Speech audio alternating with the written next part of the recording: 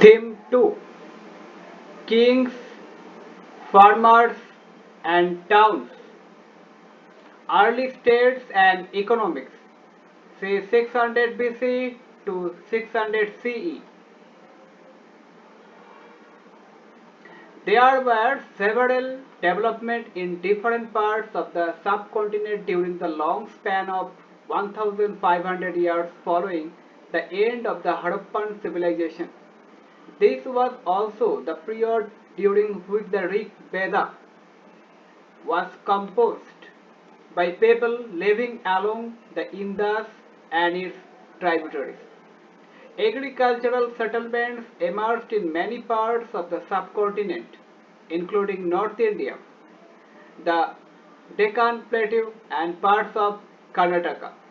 Besides, there is evidence of pastoral population in the Deccan and further south, new modes of disposal of the dead, including the making of elaborate stone structures known as megaliths, emerged in central and south India from the first millennium BCE. In many cases, the dead were buried with a rich range of iron tools and weapons. An inscription, Sachi, Madhya Pradesh, 2nd century BC.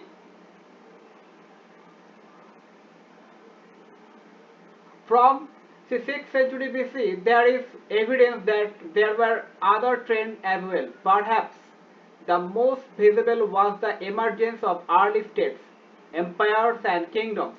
Underlying these political processes were other changes, evident in the ways in which agricultural production was organized.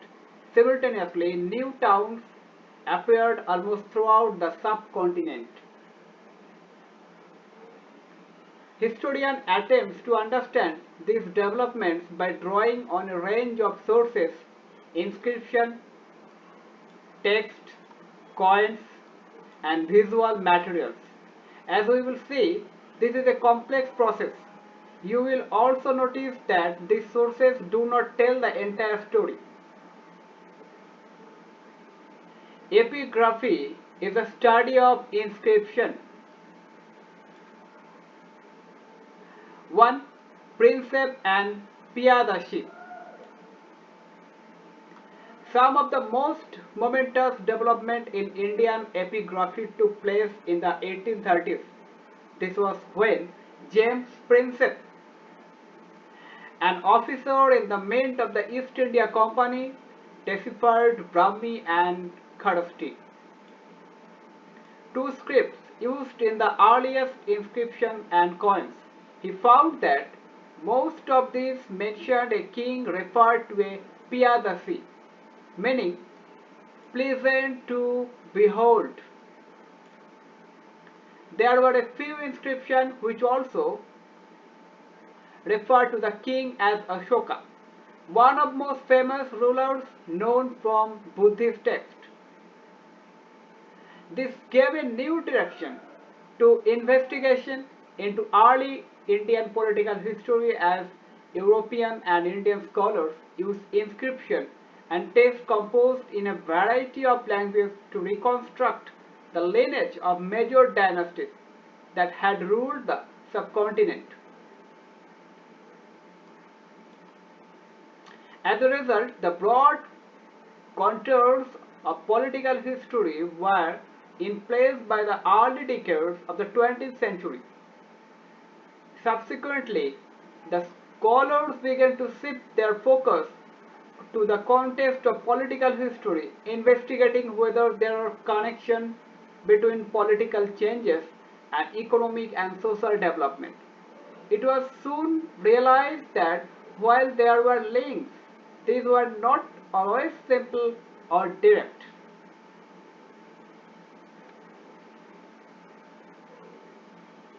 Inscription. Inscription are writings engraved on hard surfaces such as a stone, metals, or pottery. They usually record the achievements, activities, or ideas of those who commissioned them, and it includes the exploits of kings or donations made by women and men to religious institutions. Inscriptions are virtually permanent records, some of which carry dates, others are dated on the basis of paleography or style of writing with a fair amount of precision. For instance, in c. 250 BC, the letter A was written like this. By c. 500 C, it was written like this.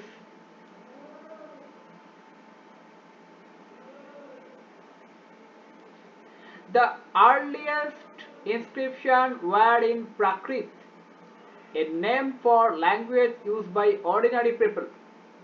Names of rulers such as Ajatashatru and Ashoka, known from Prakrit text, and inscriptions have been spelled in their Prakrit forms in this chapter. You will also find terms in languages such as Pali, Tamil, and Sanskrit, which too were used to write inscription and text. It is possible that people spoke in other languages as well, even though these were not used for writing. Janapada means the land, where a jana means a people or a clan or tribe sets its foot or settle. It is a word used in both Prakrit and Sanskrit. Next to the earliest states, the 16 Mahajanapadas, the 6th century BCE is often regarded as a major turning point in early Indian history. It is an era associated with early state cities, the growing use of iron, the development of coinage, etc. It also witnesses the growth of diverse systems of thought, including Buddhism and Jainism. Early Buddhist and Jaina texts mention, amongst other things, 16 states known as Mahajanapadas. Although the list varies, some names such as Vajji, Magadha, Koshala, Kuru, Panchala, Gandhara, and Avanti occur frequently. Clearly, these are among the most important Mahajanapadas. While most Mahajanapadas were ruled by kings, some known as Ganas or Sanghas were oligarchies where power was shared by a number of men, often collectively called Rajas. Both Mahavira and Buddha belong to such Ganas in some instances, as in the case of the Vajji Sangha. The Rajas probably controlled resources such as land collectively. Although their histories are often difficult to reconstruct due to the lack of source, some of these states lasted for nearly 1,000 years. Each Mahajanapada had a capital city which was often fortified. Maintaining these fortified cities as well as providing for incipient armies and bureaucracies required resources. From the 6th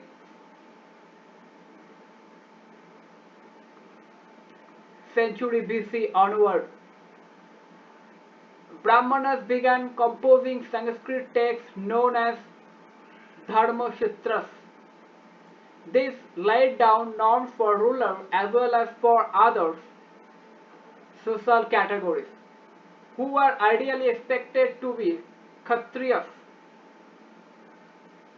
Rulers were advised to collect taxes and tributes from cultivators, traders, and artisans. Were resources also procured from pastoralists and forest people? We do not really know. What we do know is that raids on neighboring states were recognized as a legitimate means of acquiring wealth. Gradually, some states acquired standing armies and maintained regular bureaucracies. Others continued to depend on militia recruited more often than not from the peasantry.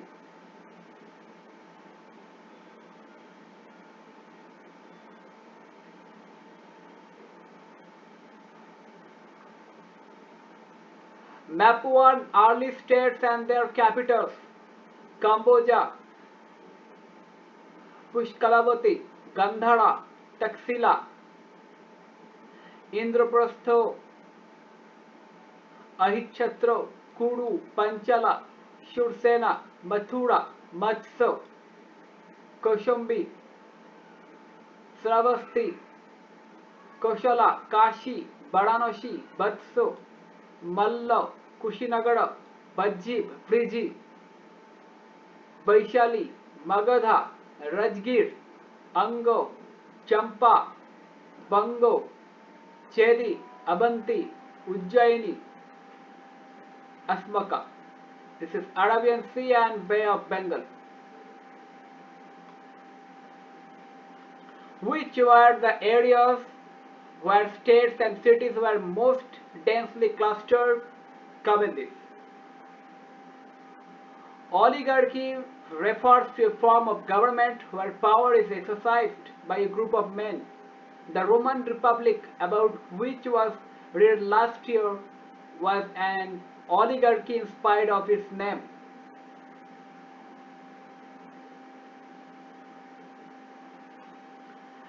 Discuss what are the different explanations offered by early writers and present-day historians for the growth of Magadhan power? Comment this. Next, first among the 16 Magadha. Between the 6th and the 4th century BCE, Magadha in present-day Bihar become the most powerful Mahajanapada. Modern historians explain this development in variety of ways. Magadha was a region where agriculture was especially productive. Besides iron mines, in present-day Jharkhand were accessible and provided resources for tools and weapons. Elephants and important components of the army were found in forests in the region. Also, the Ganga and its tributaries provided a means of cheap and convenient communication.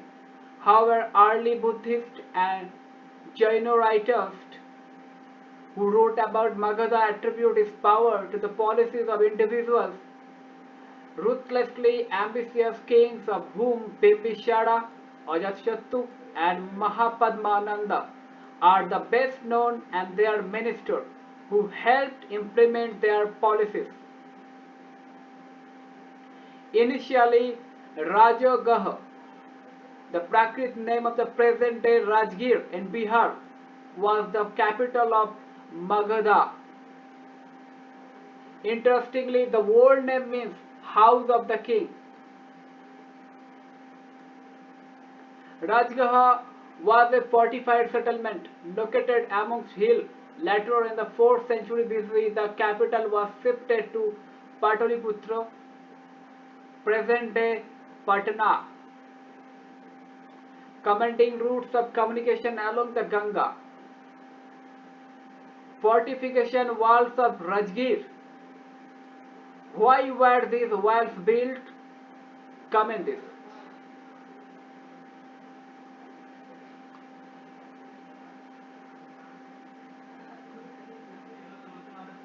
Languages and scripts.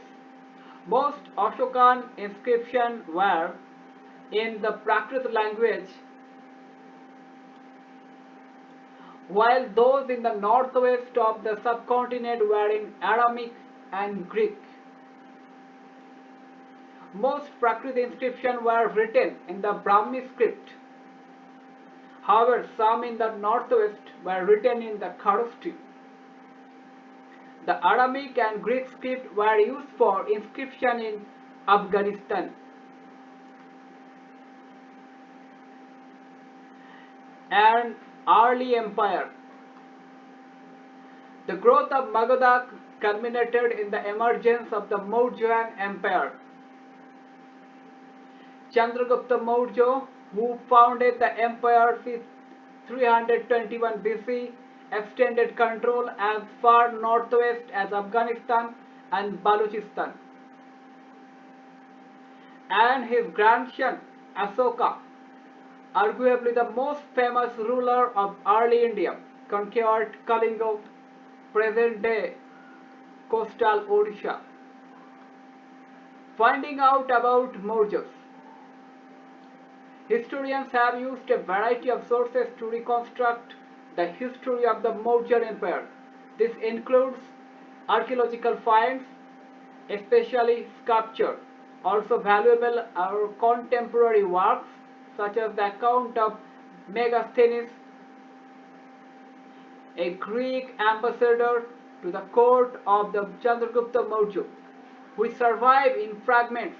Another source that is often used in the Arthashastra, parts of which were probably composed by Kautilya or Chanakya, traditionally believed to be the minister of Chandragupta. Besides, the Maurya are mentioned in later Buddhist, Jaina and Puranic literature as well as in the Sanskrit literary work. While these are useful, the inscription of Ashoka, c. 272 to 268 to 231 BCE on rocks and pillars are often regarded as amongst the most valuable sources. Ashoka was the first ruler who inscribed his messages to his subjects and officials on stone surfaces, natural rocks, as well as polished pillars.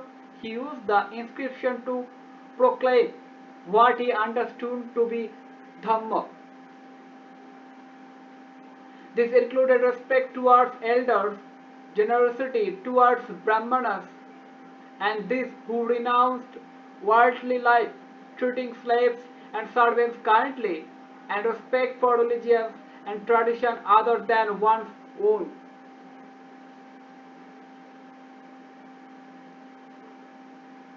The Lion Capital. Why is the Lion Capital considered important today? Comment this.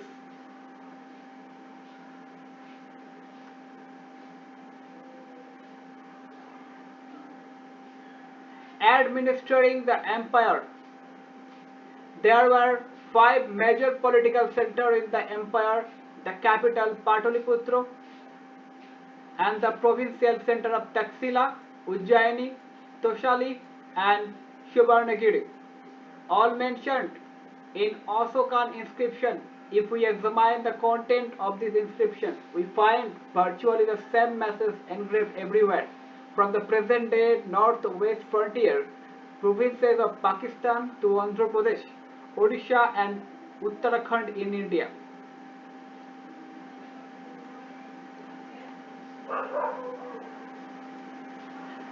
Could this vast empire have had a uniform administrative system? Comment is. Historians have increasingly come to realize that this is unlikely. The regions included within the empire were just too diverse. Imagine the contrast between the hilly terrain of Afghanistan and the coast Odisha.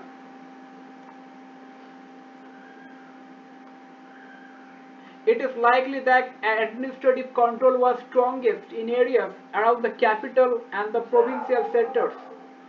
These centers were carefully chosen, both Taxila and Ujjaini being situated on important long-distance trade routes, while Subarnagiri, literally the Golden Mountain, was possibly important for tapping the gold mines of Karnataka.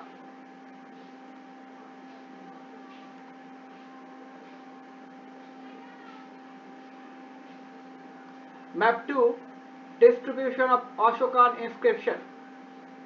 Kandahar, Mansehra, Savajgari, Taxila, Kalsi, Topra, Bahapur, Meerut, Bayrut, Babru, Gujara, Ujjaini, Sachi,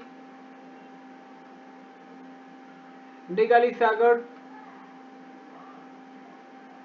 Rumendei, Rampurwa, Lauria Nandargarh, Lauria Araraj, Pataliputra, Shahasram, Sharnath, Kaushambi, Araura, Girnar, Chopara, Sarnati, Shishupalgarh, Jaugada, Kalinga, Maski, Gavimat, Palkigundo, Jatigarh Amesar, Siddhapur, Udegulam, Rajuya Mandagiri, Nittur, Brahmagiri, Cholas, Keralaputras, Pandas. This is the major rock edicts, minor rock edicts, and pillar inscription.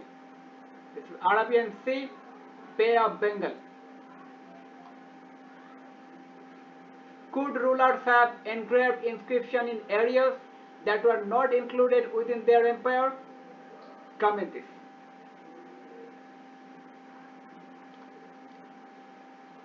What the king's official did. Here is an excerpt from the account of Megasthenes. Of the great officer of state, some superintend the rivers, measure the land as is done in Egypt, and inspect the sluices by which water is let out from the main canals into their branches, so that everyone may have an equal supply of it. The same person have charge also of the huntsmen, and are entrusted with the power of rewarding or punishing them. According to their deserts, they collect the taxes and superintend the occupations connected with lands, as those of the woodcutters, the carpenters, and blacksmiths, and the miners. Why were officials appointed to supervise these occupational groups? Comment this. Discuss. Read the excerpt from Megasthenes and the Arthashastra. To what extent do you think their texts are useful in reconstructing a history of Mauryan administration? Comment this.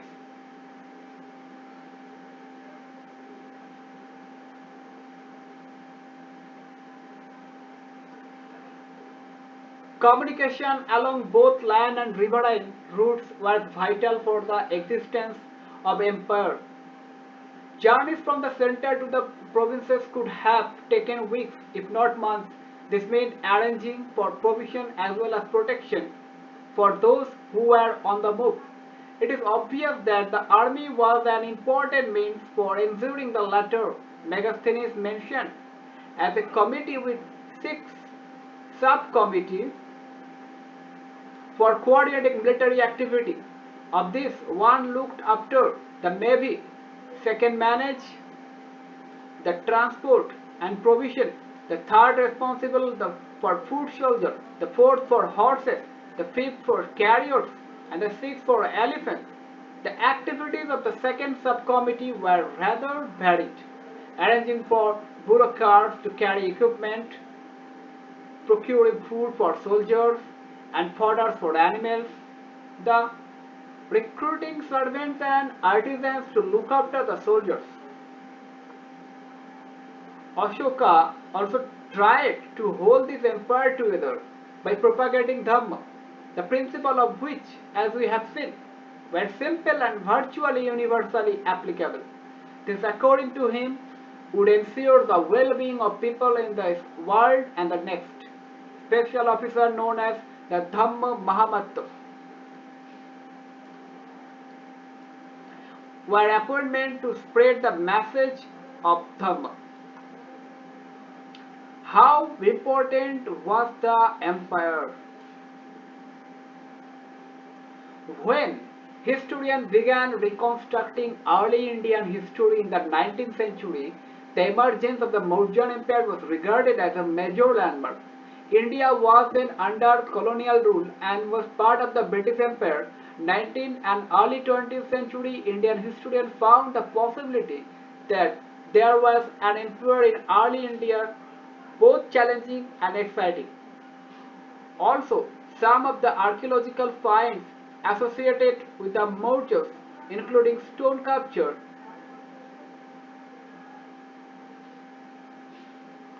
were considered to be examples of the spectacular arts typical of empires. Many of these historians found this message on Ashokan inscription very different from that of most other rulers, suggesting that the Ashoka was more powerful and industrious, as also more humble than later rulers who adopted grandiose titles. So it is not surprising that nationalist leaders in the 20th century regarded him as an inspiring figure.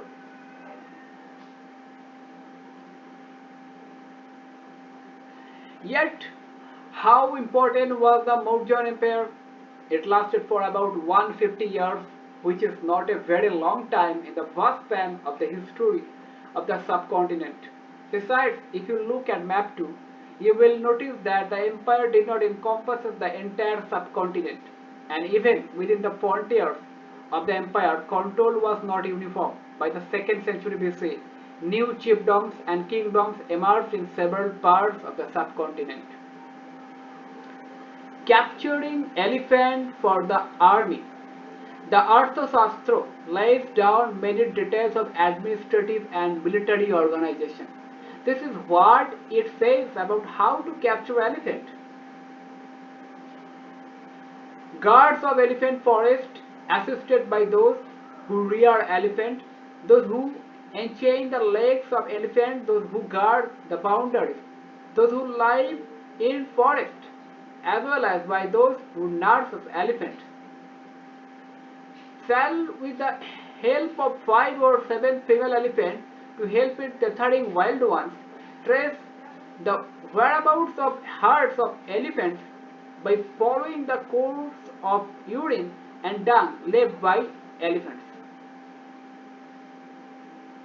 According to Greek sources, the Mauryan ruler had a standing army of 6 lakh foot soldiers, 30,000 cavalry, and 9,000 elephants. Some historians consider these accounts to be exaggerated. If the Greeks' accounts are true, what kinds of resources do you think the Mauryan ruler would have required to maintain such a large army? Comment this.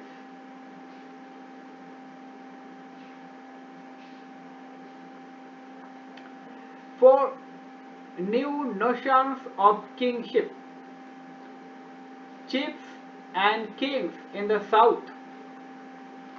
The new kingdom that emerged in the Deccan and further south, including the chiefdom of the Cholas, Cheras, and Pandavas in Tamilakam, the name of the ancient Tamil country, which included parts of present-day Andhra Pradesh and Kerala, in addition to Tamil Nadu, proved to be stable and prosperous. Chief and chiefdoms. A chief is a powerful man whose position may or may not be hereditary. He derives support from his kinfolk. His function may include performing special ritual, leadership in warfare, and arbitrating disputes. He receives gifts from his subordinate, unlike kings who usually collect taxes, and often distributed these amongst his supporters. Generally, there are no regular armies and officials in chiefdoms. We know about these states from a variety of sources. For instance, the early Tamil Sangam text, c.600 chapter 3, contains poems describing chiefs and the way in which they acquired and distributed resources. Many chiefs and kings, including the Shatvahanas, who ruled over parts of western and central India, 2nd century BC, 2nd century CE, and the Sakas, the people of the Central Asian origin who established kingdoms in the northern, western, and western part of the subcontinent, derived revenues from long distance trade. Their social origin were often obscure, but as we will see in the case of the Shatvahanas, once they acquired power, they attempt to claim social status in a variety of ways.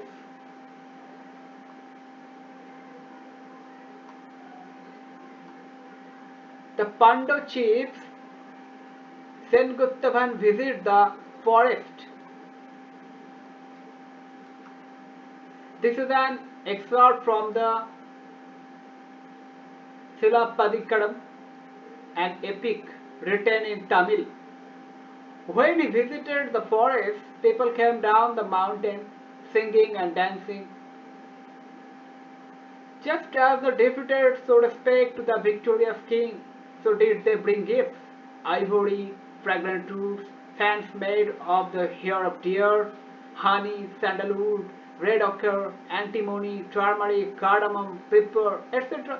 They brought coconuts, mango, medicinal plants, fruits, onions, sugarcane, flowers, areca nuts, bananas, baby tigers, lions, elephants, monkeys, deer, musk deer, fox, peacock, muscat, wild cocks, speaking parrots, etc.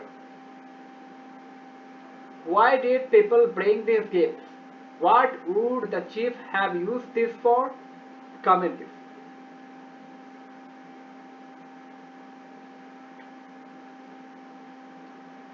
Says a Kushana coins observe King Kanishka reverse a deity. How was the king being portrayed? Comment this. Divine king. One means of claiming high status was to identify with a variety of deities. The strategy is best exemplified by the Kushanas. 1st century BC to 1st century CE, who ruled over a vast kingdom extending from Central Asia to northwest India. Their history has been reconstructed from inscriptions and textual tradition. The notion of kingship they wished to project are perhaps best evidenced in their coins and sculptures.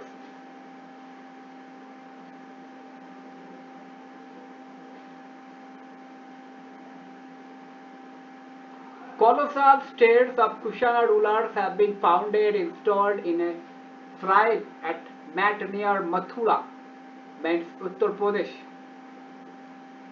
Similar statues have been found in a shrine in Afghanistan as well. Some historians feel this indicates that the Kushana considered themselves godlike. Many Kushana rulers also adopted the title Devaputra or son of God, possibly inspired by Chinese rulers who called themselves son of heaven. By the 4th century, there is evidence of larger states, including the Gupta Empire. Many of these depends on Samantas, men who maintained themselves through local resources, including control over land. They offered homage and provided military support to rulers. Powerful Samantas could become kings. Conversely, weak rulers might find themselves being reduced to position of subordination. Histories of Gupta rulers have been reconstructed from literature, coins, and inscriptions, including Prashastis, composed in praise of kings in particular and patron in general by poets. While historian often attempts to draw factual information from such compositions, those who composed and read them often treasure them as a work of poetry rather than as accounts that were literally true. The Prayaga Prashasti, also known as the Allahabad Pillar Inscription, composed in Sanskrit by Harisena,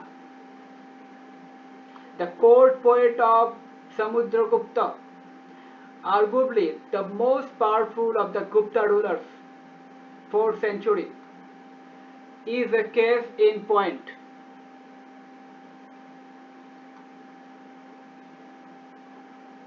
This is a sandstone sculpture of a Kushana king.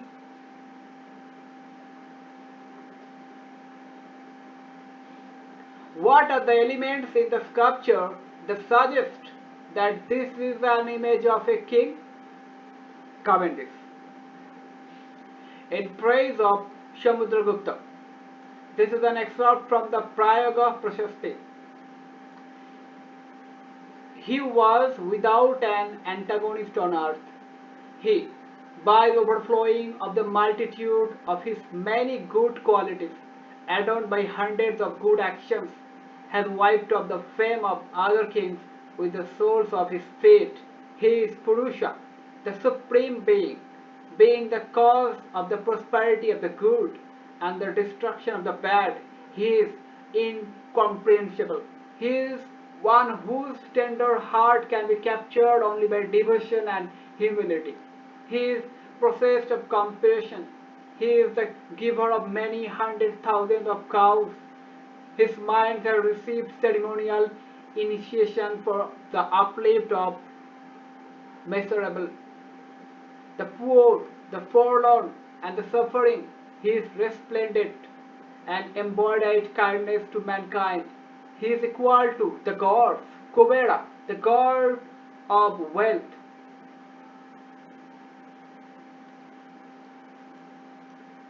Varuna, the god of the ocean, Indra, the god of the rains, and Jama, the god of the dead.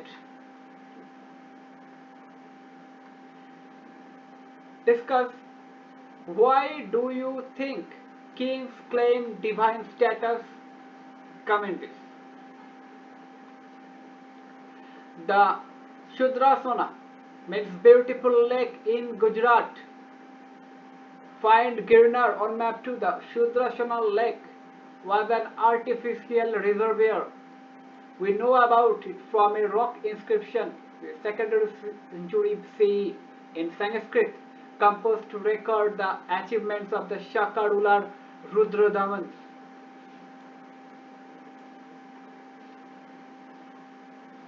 The inscription mentioned that the lake with embankments, the water channel, was built by a local governor during the rule of the Maurjas.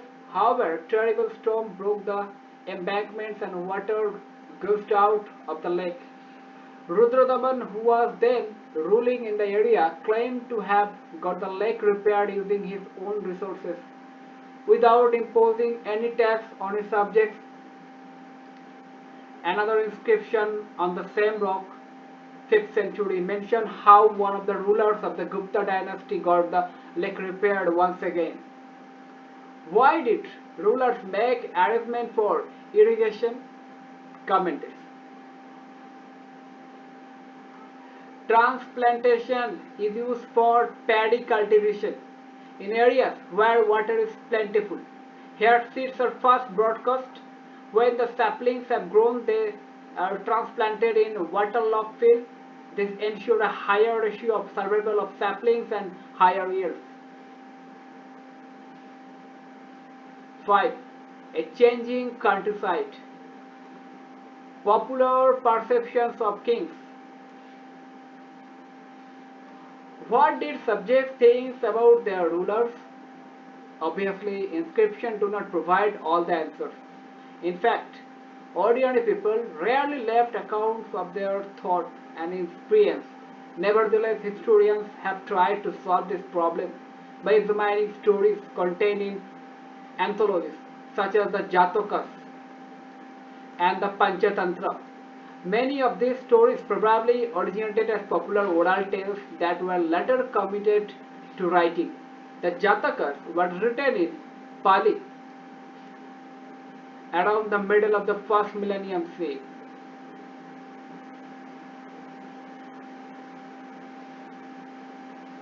One story known as the Gandatindu Jataka describes the plight of the subject of a wicked king. These included elderly women and men, cultivators, herders, village boys, even animals. When the king went in disgust to find out what his subjects threw about him, each one of them cursed him for their misery, complaining that they were attacked by robbers at night and by tax collectors during the day. To escape from the situation, people abandoned their village and went to live in the forest.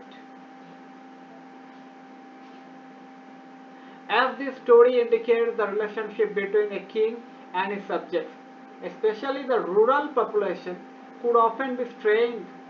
Kings frequently tried to fill their coffers by demanding high taxes, and peasants particularly found such demands oppressive. Escaping into the forest remained an option, as reflected in the Jataka story. Meanwhile, other strategies aimed at increasing production to meet growing demand for taxes also came to be adopted. Strategies for increasing production. One such strategy was the shift to plough agriculture, which spread in fertile alluvial river valleys such as those of the Ganga and the Kaveri. From 6th century BC, the iron-tipped plowshare was used to turn the alluvial soil in areas which had high rainfall. Moreover, in some parts of the Ganga Valley, production of paddy was dramatically increased by the introduction of transplantations, although this meant back-breaking work for the producer. While the iron plowshare led to a growth in agricultural productivity, its use was restricted to certain parts of the subcontinent. Cultivators in areas which were semi-arid, such as part of Punjab and Rajasthan, did not adopt it till the 20th century, and those living in hilly tracts in the northeastern and central parts of the subcontinent practiced hoe agriculture, which was much better suited to the terrain. Another strategy adopted to increase agricultural production was the use of irrigation through wells and tanks, and less commonly canals. Communities as well as individuals organized the construction of irrigation works. The latter, usually powerful men including kings, often recorded such activities in inscription.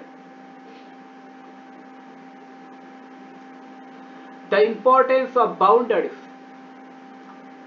The Manusmriti is one of the best known legal texts of early India written in Sanskrit and compiled between 2nd century BC and 2nd century CE. This is what the text advises the king to do, saying that in the world controversies constantly arise due to the ignorance of boundaries. He should have concealed boundaries markers buried, stone, bones, cow's hair, chaps, ashes, potsherd, dried cow dung, bricks, coal, pebbles and sand. He should also have other similar substances that would not decay in the soil buried as hidden marker at the intersection of boundaries. Would these boundary markers have been adequate to resolve disputes? Comment this.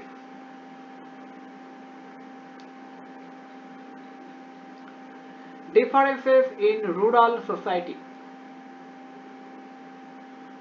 While these technologies often led to an increase in production, the benefits were very uneven.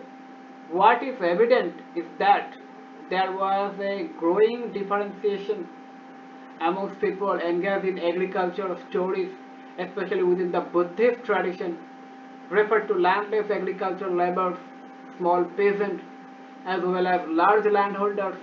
The term Gahopati was often used in Pali text to designate the second and third category.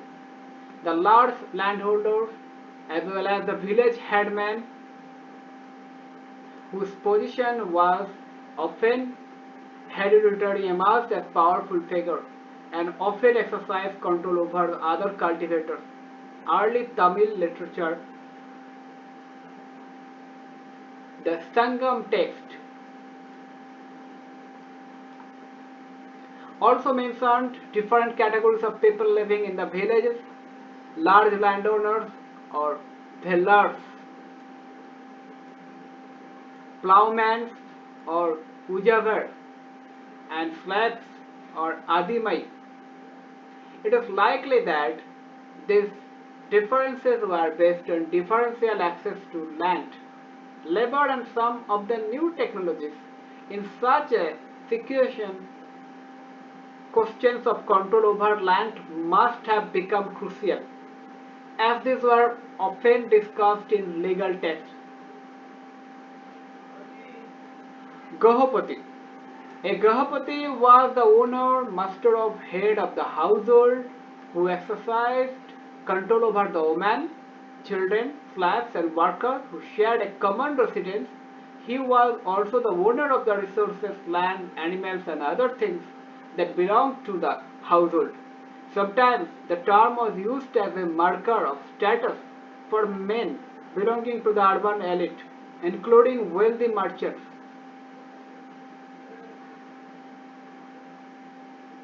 Life in a small village. The Harsha Charita is a biography of Harshavardhana, the ruler of Kanauj, composed in Sanskrit by his court poet Banabhatta, 7th century C. This is an excerpt from the text and extremely rare representation of life in a settlement on the outskirts of a forest in the Bendas. The outskirts being for the most part forest, many parcels of rice land, threshing ground, arable land were being apportioned by small farmers. It was mainly spade culture, owing to the difficulty of ploughing the sparsely scattered fields covered with grass, with their few clear spaces, their black soil stiff as black iron. There were people moving along with bundles of bark, countless sacks of plucked flowers, loads of flax and hemp bundles, quantities of honey, peacock's tail, feather, worth of wax, logs and grasses. Village wife hastened en route for neighboring village, all intent on thoughts of sale, and bearing on their heads baskets filled with various gathered forest fruits. How would you classify the people described in the text in terms of their occupations? Comment this. Land grants and new rural elites. From the early centuries of the Common Era, we find grants of land being made, many of which were recorded in inscription. Some of these inscriptions were on stone, but most were on copper plates, which were probably given as a record of their transaction to those who received the land. The records that have survived are generally about grants to religious institutions or to brahmanas. Most inscriptions were in Sanskrit in some cases, and especially from the 7th century onward, part of the inscription was in Sanskrit while the rest was in a local language such as Tamil or Telugu.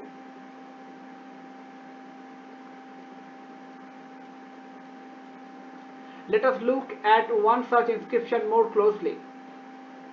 Prabhavati Gupta was the daughter of one of the most important rulers in early Indian history, Chandragupta II, 375 to 415 C. She was married into another important ruling family, that of the Bhaktakas, who were powerful in the Deccan. According to Sanskrit legal text, Women were not supposed to have independent access to resources such as land. However, the inscription indicates that Prabhavati had access to land, which she then granted. This may have been because she was a queen, one of the few known from early Indian history, and her situation was therefore exceptional.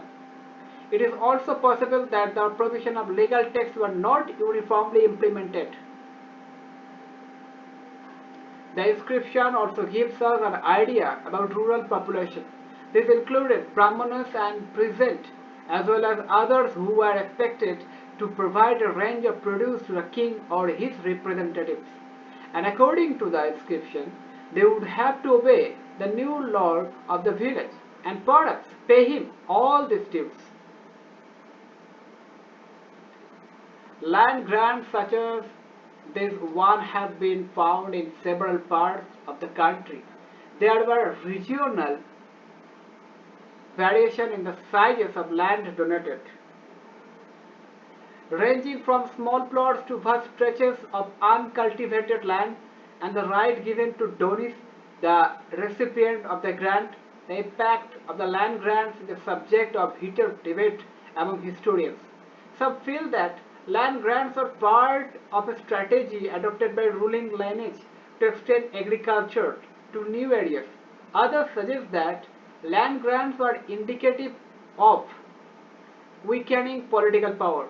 As kings were losing control over their samantas, they tried to win allies by making grants of land. They also feel that kings tried to project themselves as supermen, as we saw in the previous section. Because they were losing control, they wanted to present at least a facade of power.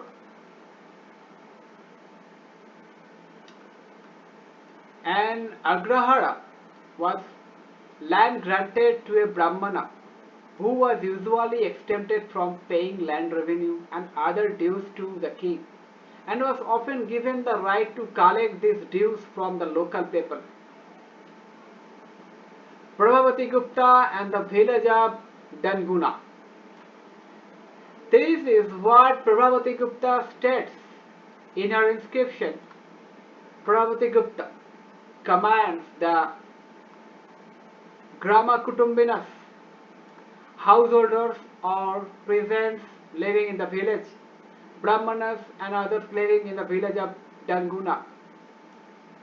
Be it known to you that on the 12th lunar day of the bright fortnight of Kartika, we have in order to increase our religious merit donated this village with the pouring out of water to the Acharya main stature, channel of Brahmin. You should obey all his commands. We confer on him the following exemptions typical of an agrahara. This village is not to be entered by soldiers and policemen. It is exempted from the obligations to provide grass, animal hide, seeds, and charcoal to touring royal officers. Exempt from the royal prerogative of purchasing fermenting liquors and digging swords. Exempted from the right to mines and khadira trees. Exempt from the obligation to supply flowers and milks. It is donated together with the right to hidden treasure and the deposit, and together with major and minor taxes. This charter has been written in the 13th regnal year. It has been engraved by Chakradasa. What were the things produced in the village? Comment this.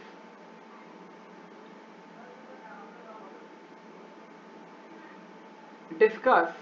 Find out whether plough, agriculture, irrigation and transplantation are prevalent in your state. If not, are there any alternative system in use? Comment this. Land grants provide some insight into the relationship between cultivators and the states.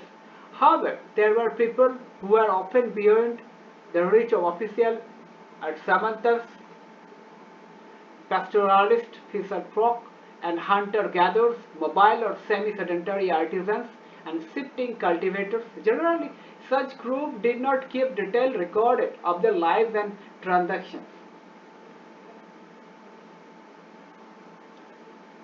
It's the history of Pataliputra.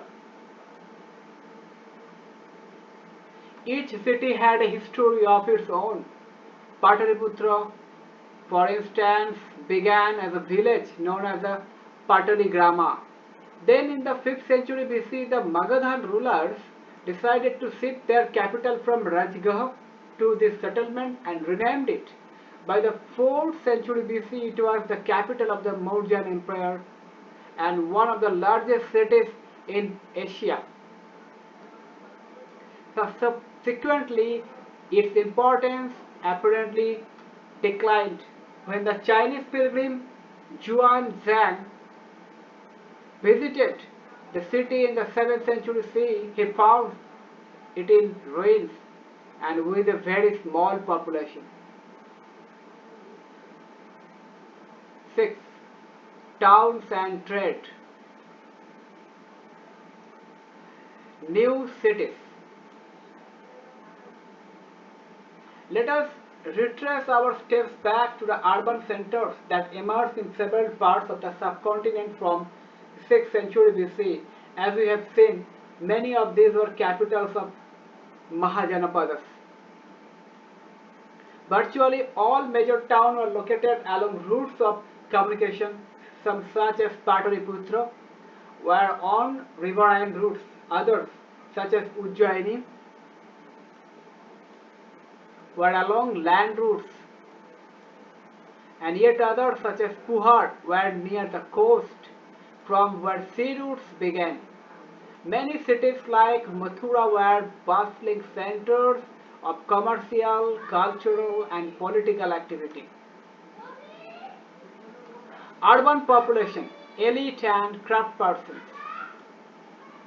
We have seen that kings and ruling elite lived in fortified cities, although it is difficult to conduct extensive excavations at most sites because people live in these areas even today.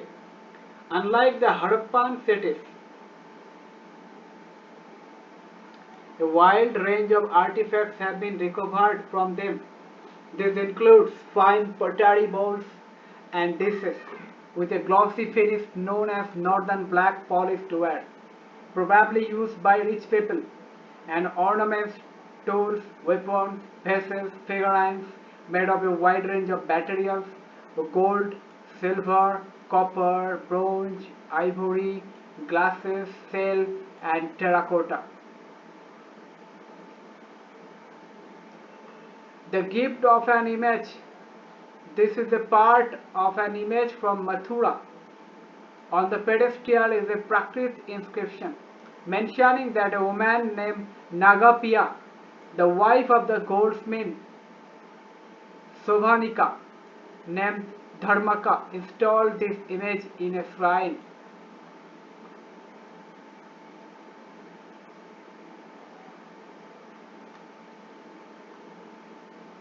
Some important kingdoms and towns: Taxila, Kushans,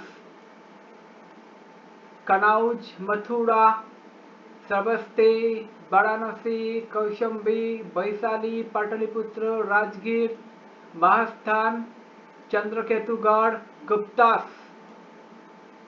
Vedisa, Ujjaini, Sakas, Barnukecha, Paktakas,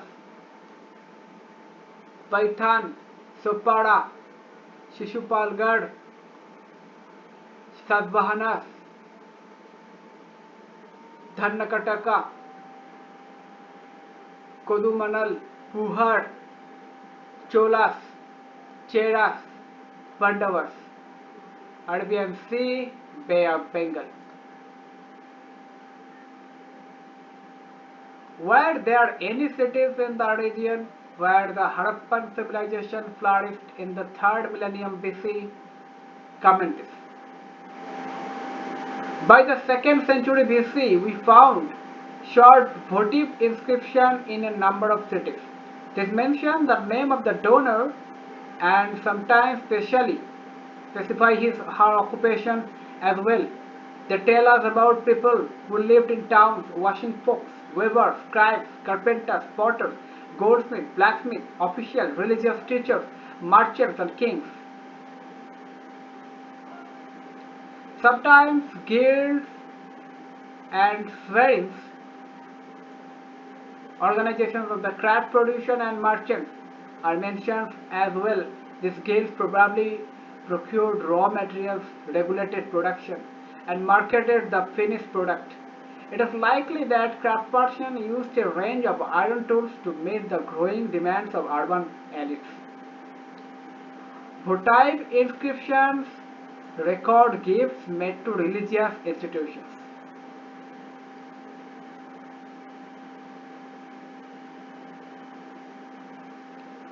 The Malabar coast, present-day Kerala. Here is an excerpt from Periplus of the Erythraean Sea, composed by an anonymous Greek sailor, 1st century CE. They, that is traders from abroad, sent large ships to this market town on account of the great quantity and bulk of paper and malabethrum, possibly cinnamon produced in this region. There are important here in the first place a great quantity of coins, topaz, antimony, and minerally used as coloring substances, coral, crude glass, copper, tin, lead. There is exported paper, which is produced in quantity in only one region near this market. Besides this, there are exported great quantities of fine pearls, ivory, silk, cloth, transparent stones of all kinds, diamonds and sapphires, and tortoise shell. Archaeological evidence of a bead-making industry using precious and semi-precious stones has been found in Kodumanal, Tamil Nadu. It is likely that local traders brought the stones mentioned in the Periplus from sites such as these to the coastal ports. Why did the author compile this list? Comment this. Periplus is a Greek word meaning sailing around, and Erythraean was the Greek name for the Red Sea.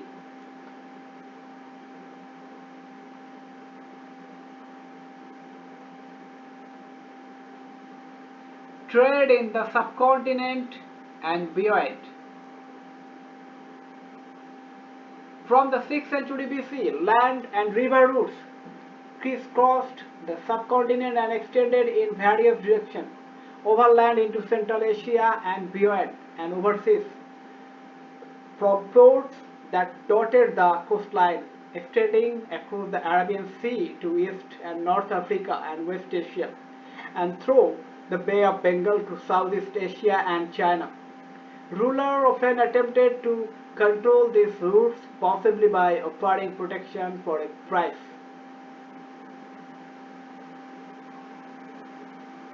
Those who traversed these routes included peddlers who probably traveled on foot and merchants who traveled with caravans of bullocks, carts, and pack animals.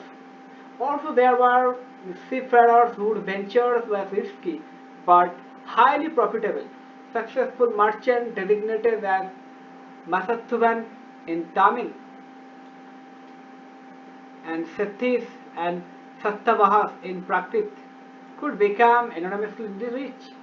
A wide range of goods are carried from one place to another: salt, grain, cloth, metal, woods, and finished product, stone, timber, medicinal plant, to name a few. Spices, especially pepper, were in high demand in the Roman Empire, as were textile and medicinal plant, and these were all transported across the Arabian Sea to the Mediterranean. Coins and kings. To some extent, exchange were facilitated by the introduction of coinage. Punch-marked coins made of silver and copper. The 6th century BC onwards were among the earliest to be minted and used. This have been recovered from excavation at numbers of sites throughout the subcontinent. Numismatists have studied this. And other coins to reconstruct possible commercial networks. Attempt made to identify the symbols of one-punch marked coins with specific ruling dynasties, including the Mauryas, suggest that these were issued by kings. It is also likely that merchants, bankers, and townspeople issued some of these coins. The first coins to bear the names and image of ruler were issued by the Indo-Greeks, who established control over the northern western part of the subcontinent. 2nd century BC. The first gold coins were issued 1st century CE by the Kushans. These were virtually identical in weight with those issued by contemporary Roman emperor and Parthian rulers of Iran. Have been found from several sites in North India and Central Asia. The widespread use of gold coins indicates the enormous value of the transactions that were taking place.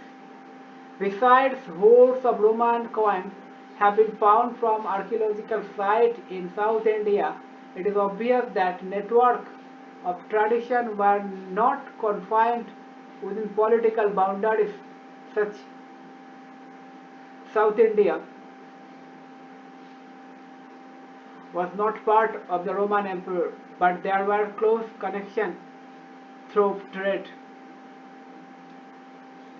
Coins were also issued by tribal republics such as that of the Yodhyas of Punjab and Haryana, 1st century.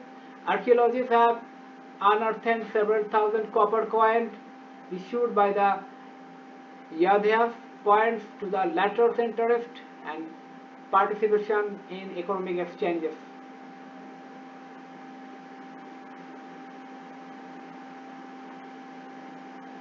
Numismatics is the study of coins, including visual elements such as script and image, metallurgical analysis, and the context in which they have been found. A punch-marked coin is so named because symbols were punched or stamped into the metal surface. A Yodhya coin. Some of the most spectacular gold coins were issued by the Gupta rulers. The earliest issued are remarkable for their purity. These coins facilitated long-distance transactions from which kings also benefited.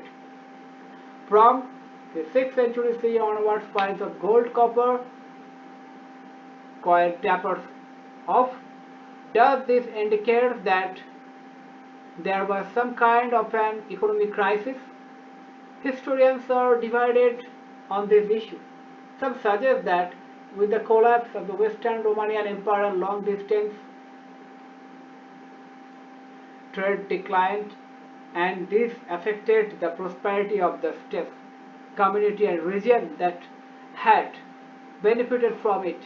Others argue that new towns and networks of trade started emerging around this time. They also point out that though finds of coins of the time are fewer, coins continue to be mentioned in inscription and texts. Could it be that there are fewer finds because coins were in circulation rather than being hoarded?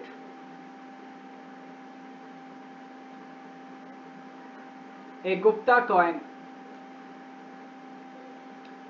Discuss what are the transactions involved in trade, Which of these transactions are apparent from the sources mentioned?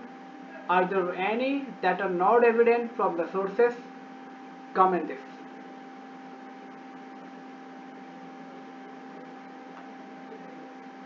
An Ashokan inscription.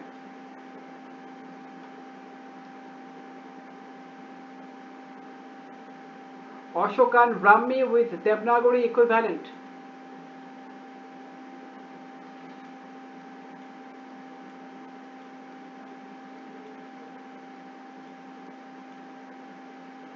Do some Devanagari letters appear similar to Brahmi? Are there any that seem different? Comment it. 7. Back to basics. How were inscriptions deciphered?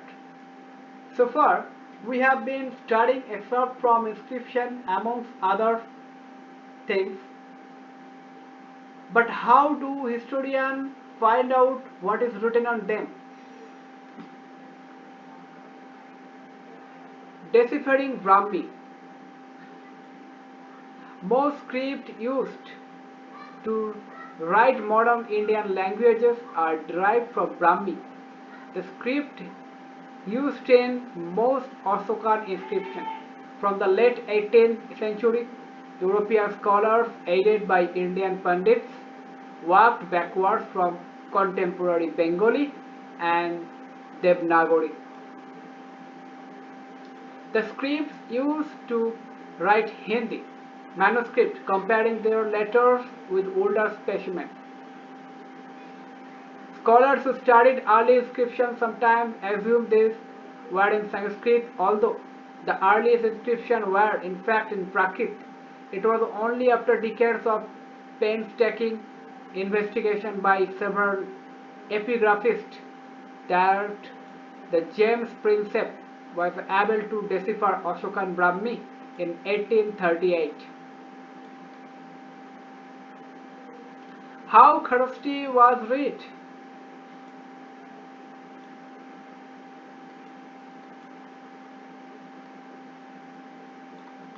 The story of the decipherment of Kharosthi, the script used in inscription in the northwest, is different.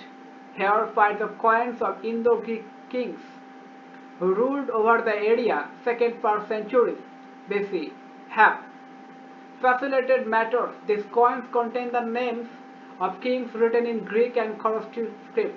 European scholars who could read the former compared the latter. For instance, the symbol for A could be found in both scripts for writing names such as Apollodotus, with Prinsep's identifying the language of the Kharosthi inscription as Prakrit. It became possible to read longer inscription as well. The orders of the king. The sixth king Devanampiya Piyadashi. In the past, there were no arrangement for disposing affairs nor for receiving regular reports, but I have made the following arrangement.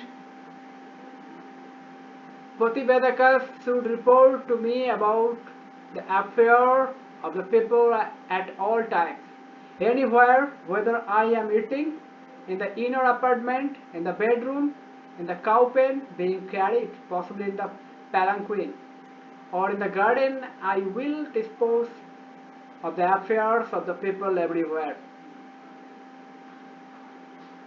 Epigraphists have translated the term Prativedaka as a reporter. In what ways would the function of the Prativedaka have been different from those we generally associate with reporter student? Comment this.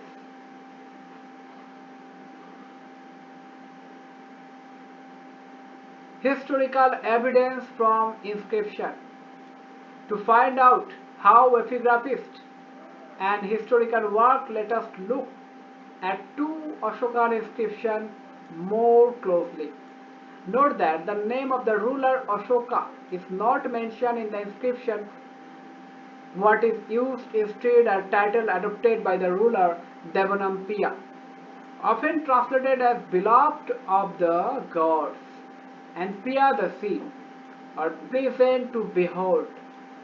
The name Ashoka is mentioned in some other inscription which also contain these titles.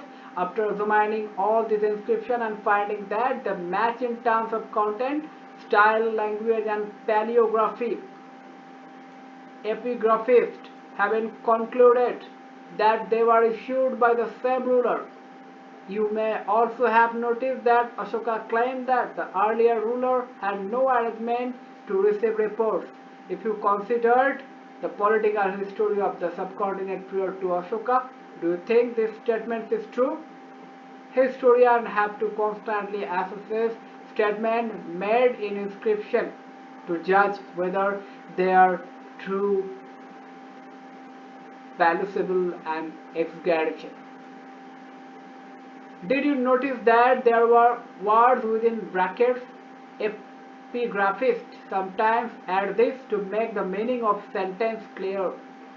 This had to be done carefully to ensure that the intended meaning of the author is not changed. A coin of the Indo-Greek king Menander.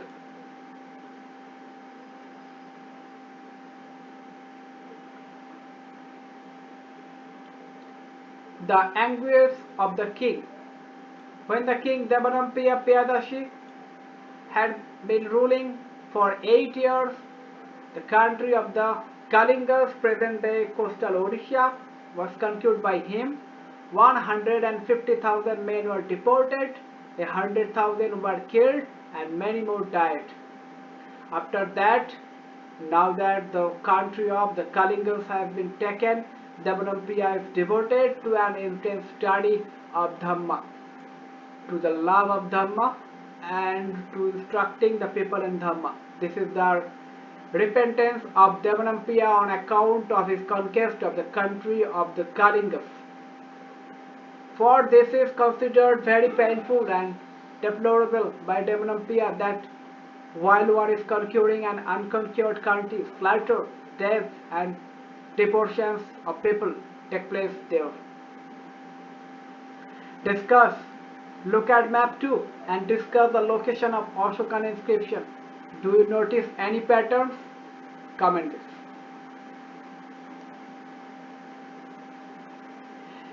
Historians have to make other assessment as well. If a king's order were inscribed on natural rock near cities or important routes of communication, would passers have stopped to read this? Most people were probably not literate. Did everybody throughout the subcontinent understand the Prakrit used in Pataliputra? Would the orders of the king have been followed? Answers to such questions are not always easy to find. Some of these problems are evident if we look at an Ashokan inscription, which has often been interpreted as reflecting the anguish of the ruler as well as marking a change in his attitude towards warfare. As we shall see, the situation becomes more complex once we move beyond reading the inscription at face value. While Ashokan inscriptions have been found in present-day Odisha, the one depicting his anguish is missing. In other words, the inscription has not been found in the region that was conquered. What are we to make of that? Is it that the anguish of the recent conquest was too painful in the region and therefore the ruler was unable to address the issue? 8. The limitation of inscriptional evidence.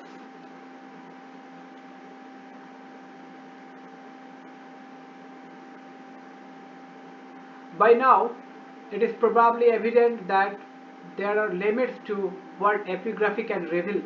Sometimes there are technical limitations. Letters are very faintly engraved, and those reconstructions are certain. Also, inscription may be damaged or letter missing. Besides, it is not always easy to be sure about the exact meaning of the words used in inscription. some of which may be specific to a particular place or time. If you go through an epigraphical journal, some as listed in timeline 2, you will realize that scholars are constantly debating and discussing alternative ways of the reading inscription. Although several thousand inscriptions have been discovered, not all have been deciphered, published and translated. Besides, many more inscriptions must have existed, which have not survived the ravages of time. So what is available at present is probably only a fraction of what was inscribed. There is another, perhaps more fundamental problem. Not everything that we may consider politically or economically significant was necessarily recorded in inscription. For instance, routine agricultural practices and the joys and sorrows of daily existence find no mention in inscription, which focus more often than not on ground, unique events. Besides, the content of inscription almost invariably project the perspective of the persons who commissions them. As such, they need to be juxtaposed with other perspectives, so as they arrived at a better understanding of the past.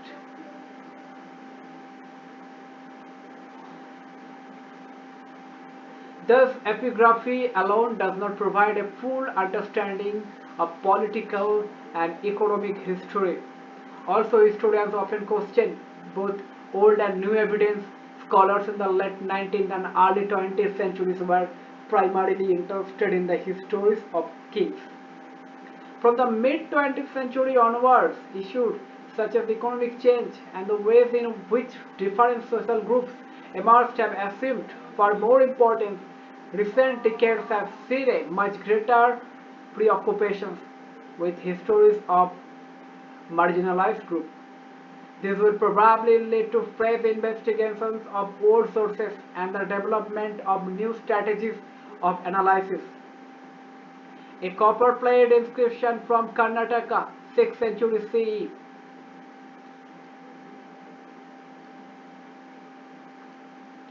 Timeline 1. Major political and economic developments. 600 to 500 BCE. Paddy transportation, urbanizations in the Ganga Valley, Mahajanapadas, punch-marked coin, paddy transplantations. 500 to 400 BC, rulers of Magadha consolidate power. 327 to 325, invasion of Alexander of Macedon. 321 BC, accession of Chandragupta Maurya.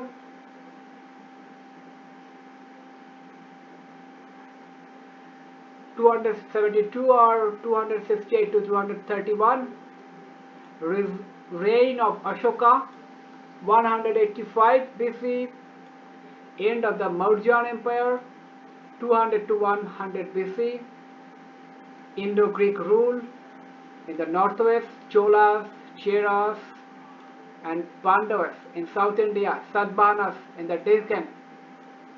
100 BC to 200 CE,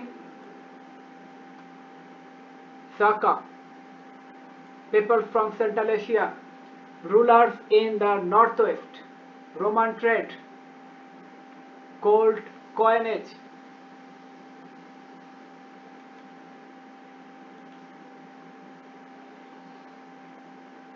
78 C, accession of Kanishka. 100 to 200 C, earliest inscriptional evidence of land grants by Satvahana and Shaka rulers. 320 CE, beginning of Gupta ruler. 335 to 375 CE, Samudragupta. 375 to 415 CE, Chandragupta II, Bhaktakars in Deccan. 500 to 600 CE, rise of the Chalukyas. in Karnataka, and the Pallavas in Tamil Nadu. 606 to 647 CE, Harshavardhana, king of Kannauj, Chinese pilgrim Xuanzang comes in search of Buddhist text. 712, Arabs conquered Sindh. Note, it is difficult to date economic developments precisely. Also, there are enormous subcontinental variations which have not been indicated in the timeline. Only the earliest dates for specific developments have been given. The date of Kanishka's accession is not certain, and this has been marked with A.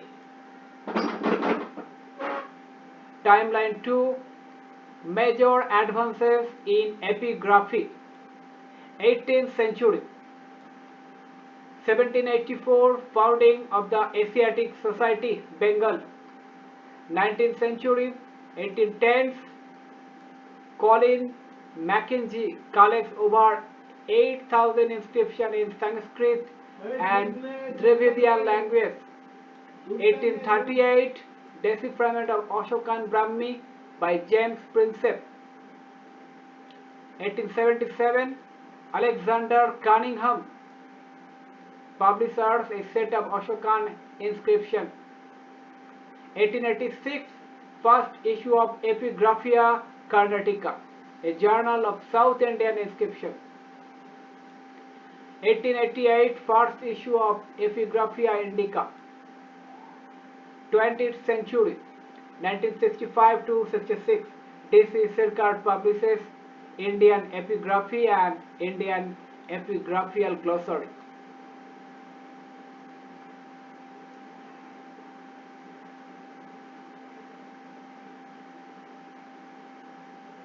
Answer in 100 to 150 words.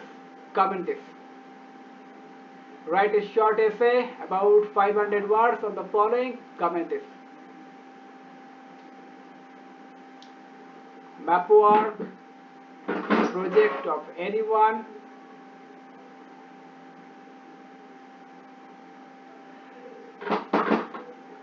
Collect newspaper for 1 month, cut and paste all the statements made by government official about public works. Note what the reports say about the resources required for such projects, how the resources are mobilized, and the objectives of the project. Who issues these statements and how and why are they communicated? Compare and contrast this with the evidence from inscriptions discussed in this chapter. What are the similarities and differences that you notice? Comment it. 12. Collect 5 different kinds of currency, notes and coins in circulation today.